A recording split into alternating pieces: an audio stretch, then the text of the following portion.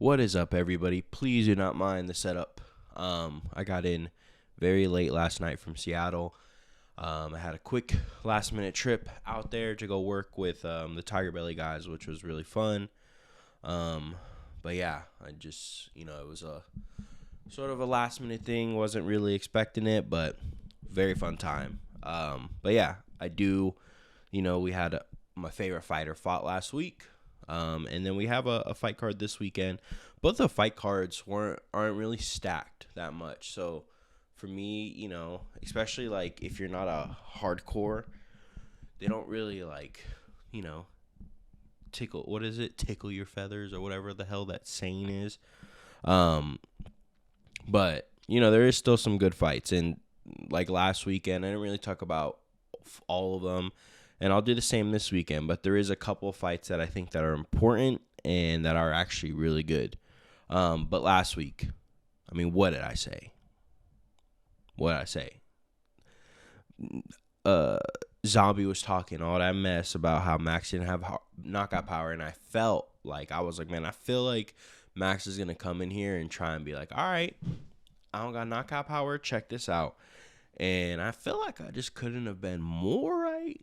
It looked like Max was punching with some oomph, and he did. Walk-off knockout. I don't think Max has ever had that. I feel like he's always had TKOs. I don't even think he's ever just had like a straight-up clean knockout like that. So that was fun. That was really cool. It was really cool, to see everybody getting behind Korean Zombie. Like at the end, when his song was singing or when his song was playing, everybody was singing for him. Like, that shit's cool. But yeah, I couldn't have been more happy for Max. The issue is now it's like, all right, what do we do now though? Because even Dana was talking about not doing the fourth fight with Volk, and it's like, so what does he do then? Like, he's just beating literally every contender, and if he just keeps beating every contender, already at this point, if he was in any other person's shoes, he would have had another title fight, right? Because he beat, Arnold Allen.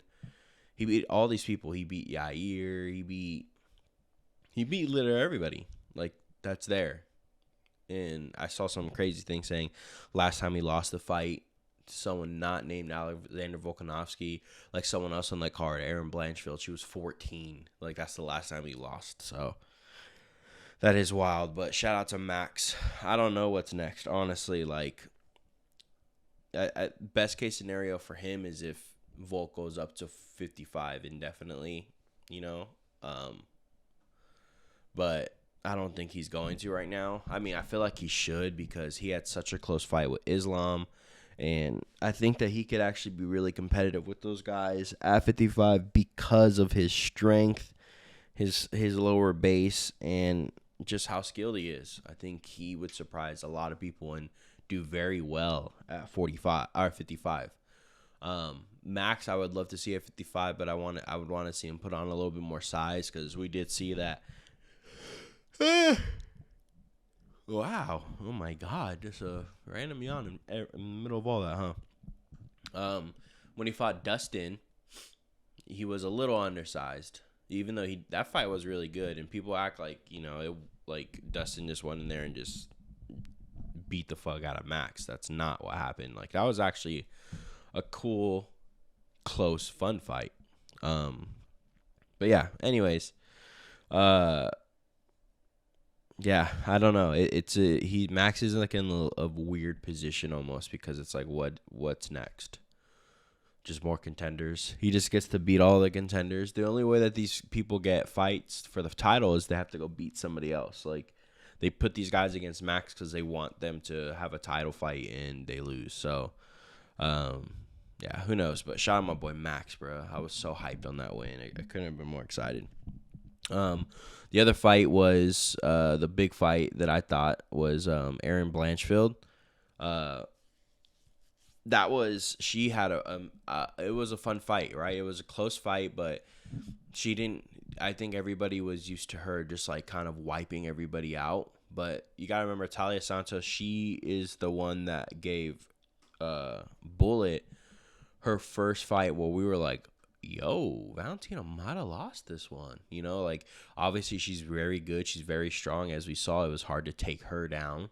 But Erin Blanchfield still passed the test. She still won. I think she's really good, man. And obviously, I do think she's ready for a title shot.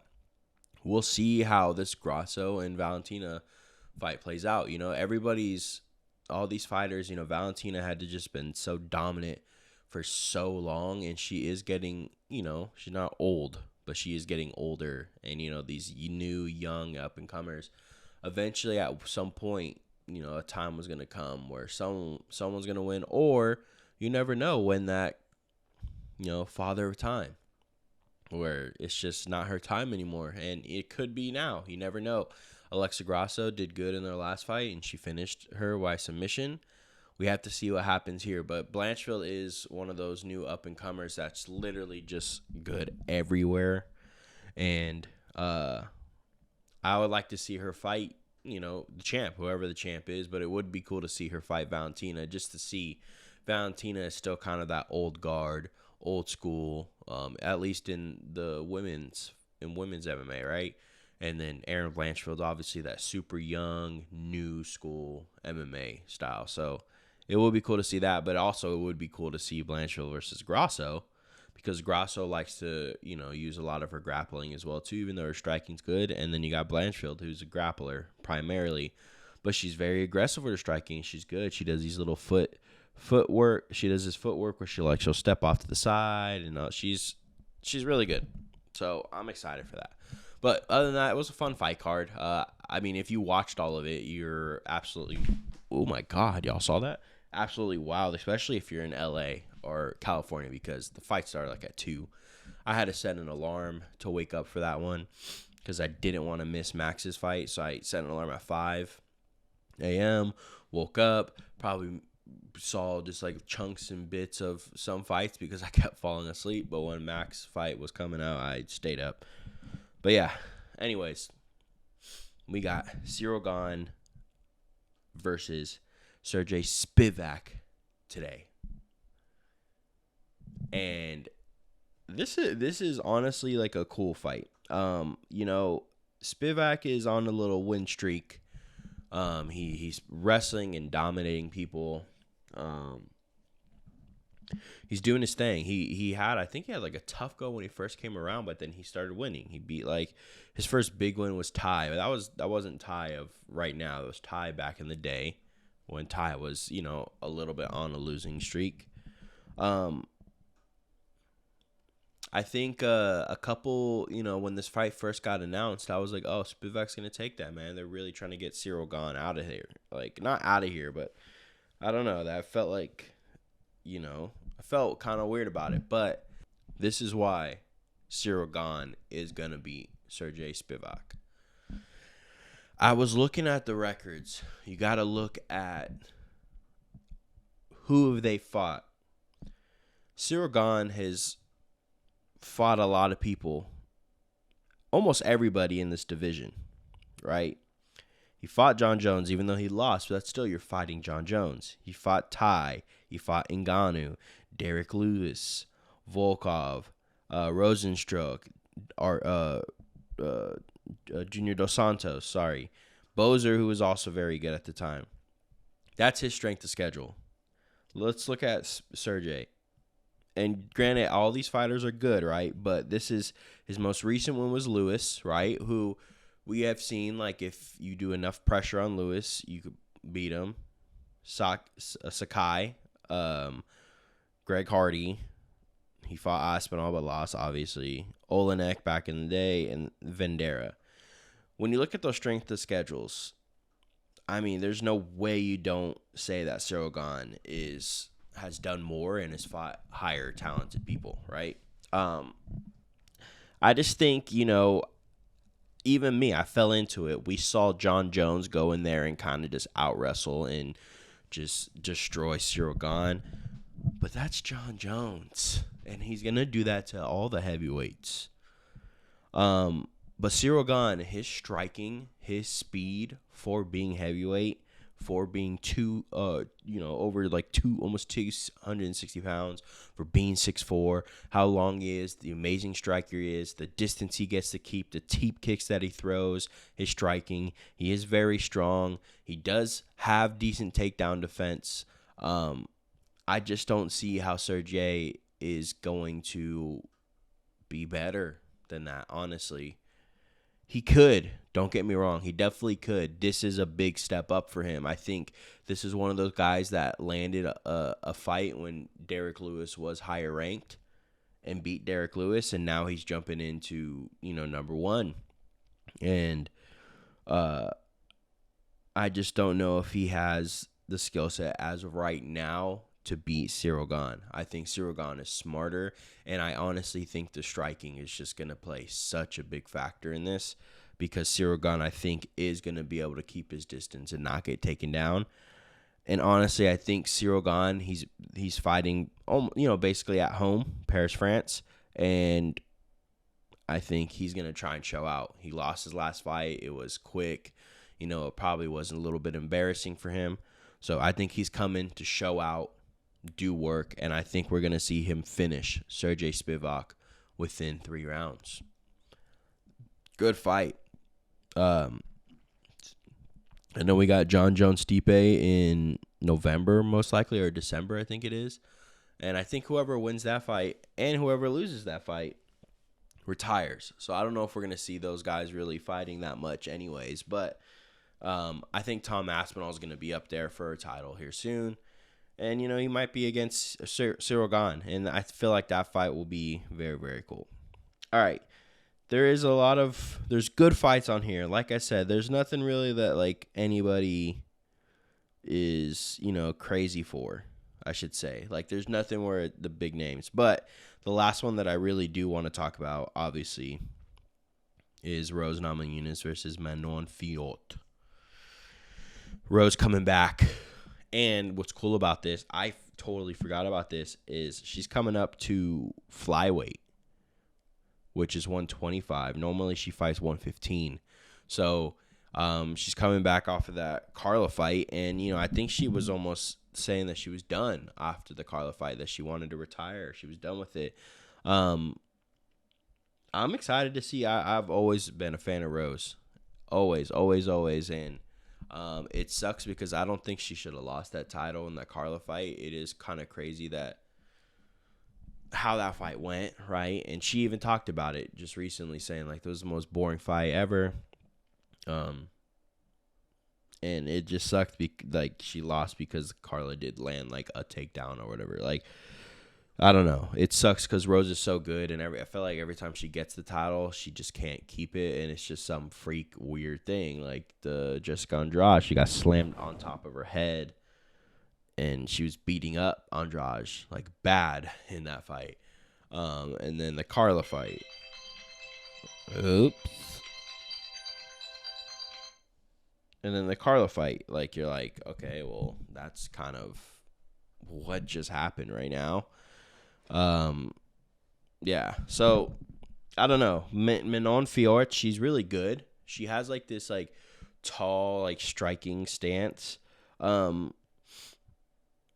don't know. It felt like she was kind of talking shit about Rose. I was watching the press conference and I was like, almost like she's gonna be shocked on these girls at this weight class and stuff like that. I was like, I mean, you have to be confident, right? But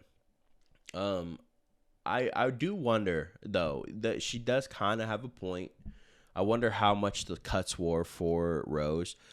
From the TV, right, I haven't ever seen Rose in person, so she never really looked, like, huge at the weight class. She was taller than a lot of the girls, but not by that much, and it wasn't like she didn't look like a Pieta at 85, you know what I'm saying? Like, so, but she did look thicker, which means, she's probably more dense. She's probably going to feel a lot stronger. Her grappling's really good, and her striking has to be some of the best. She went toe-and-toe with Joanna.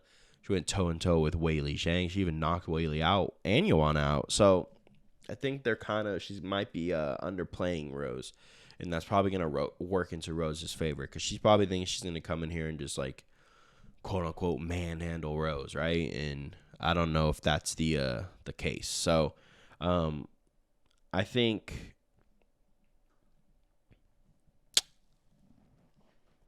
we're gonna see Rose win a decision. This other girl's pretty tough, but I think Rose is gonna come in and kind of show off why she's one of the greatest in the world, and kind of do her thing out there in Paris, France. You know what I'm saying? But yeah, other than that, man, like I said, guys, the fight card this week is a little weak. In the sense of, like, if you want to go off big names, like Thiago Moses, I forget how he says it, versus Benoit Saint Denis. See, some of these names are so hard for me to say, and it's early, so I'm like, But that's a good fight. Volkan Oezdemir is fighting this guy. I don't know who this guy is, but that face-off was pretty intense. But Volkan Oezdemir, I don't know if y'all remember, he had a good little run at light heavyweight at one point, was knocking everybody out, did the no-time thing, then started losing and couldn't get a knockout ever. So hopefully he can get back on his winning ways. This one, Farid Basrat versus Clydeson Rodriguez. This is actually a really good fight. These guys are really good. They're both young and up-and-comers. So that's a really good fight. If you're watching early, that's a good fight to watch. And then shout out to Jacqueline. She trains with Jason Park. I don't really know her that much or anything like that. But Jason Park's a homie of the shop. So, you got to support your homies' fighters. But, yeah, other than that, guys, good fight card. Please make sure you like, comment, subscribe, and share and tell people, send the link, whatever like that. We're trying to grow this thing. So all help and all love is appreciated. But, yeah, we have a couple big fights coming up here in the future. And pay-per-views and stuff like that, like Sean Strickland, Israel. All those are coming up, man. So, if you're here and you like to watch the fight game, and because of, like, the big names and stuff, I know these last couple weeks have kind of been a little rough for you, but we got some good stuff coming up. And just sit there and watch these cards, because you'd be surprised on how many good fighters are actually in the UFC. I watch almost every single card. The only one that I didn't really fully watch, at least live, was last week's. I did watch Max fight live, but then I just went back and watched the other fights later on in the day because I was, it was so early. But, yeah, thank you again. Like, comment, subscribe. Go buy some super rare stuff online. Send it to yourself. And, yeah, we'll see you guys next time. We out.